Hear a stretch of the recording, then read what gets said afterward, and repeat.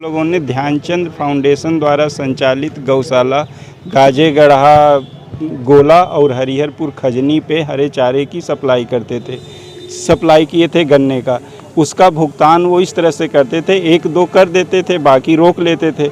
और इस समय उन लोगों ने उम्मीदें, अब हम लोग पूरे संज्ञान में नहीं है, जहाँ तक हमारे संज्ञान में 12 से 13 लाख रुपए बचे हुए हैं।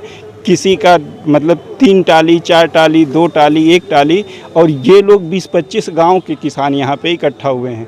हम लोग लगभग 10 बार हरिहरपुर वहाँ गया। इसमें मसला है कि इनका अनुबंध समाप्त हो गया है, जो ध्यानचंद फाउंडेशन का अनुबंध समाप्त हो गया। तो हम लोगों ने मुख्यमंत्री से मिल के और सबसे मिल के कुछ 2 महीने का पैसा रुकवाया गया, मैंने डीएम साहब के यहाँ, कि उनके जो खाते में पशु चिकित्सा अधिकारी के यहाँ, कि इसी पैसे से हम लोगों का भुगतान कर दिया जाए।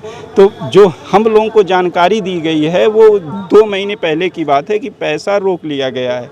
लेकिन हम लोग चाहते हैं कि एक कोई नोटिस जारी कर दिया जाए उनको एथराइज्ड, कि मतलब जितना हमें बताया जाता है उतना जानते हैं। हम लोग चाहते हैं कि उन्हें एक कई नोटिस हमारे संज्ञान में है, अधिकारियों ने उन्हें दे दिया है।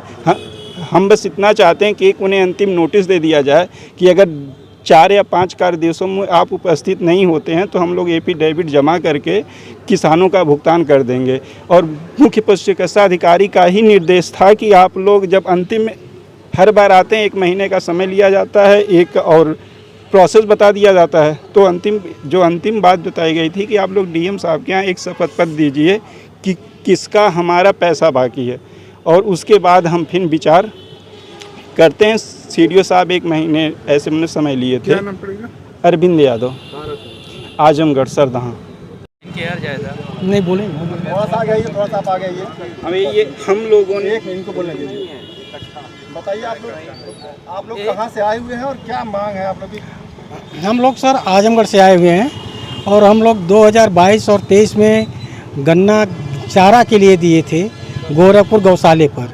हरिहरपुर और गाजेगाड़ा 2 गौशाला है यहाँ पर, और वहीं हम लोग सप्लाई किए थे अपना। हम लोगों का कुछ पैसा मिला और शेष पैसा बाकी रह गया, कम से कम 20-25 लाख रुपया है, जिसमें से 50 लोग हैं। और हम लोग यहाँ करके डीएम साहब के यहाँ, सीडीओ साहब के यहाँ, सीबीओ साहब के यहाँ और एसडीएम साहब के यहाँ हर जगह हम लोग अपना ज्ञापन दिए, दरख्वास्त दिए, और हम लोगों को बार 2 साल से ही दौड़ाया जा रहा है कि कल हो जाएगा, परसों हो जाएगा, आज होगा।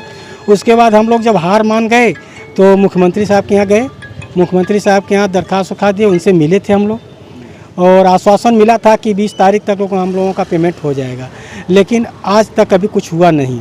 कब मिले थे मुख्यमंत्री सर? जो आए थे 13 तारीख को, जब मुख्यमंत्री दरबार लगता है, जनता दरबार में। आप लोग को अधिकारियों को चक्कर लगाना पड़ रहा है भुगतान के लिए? जी।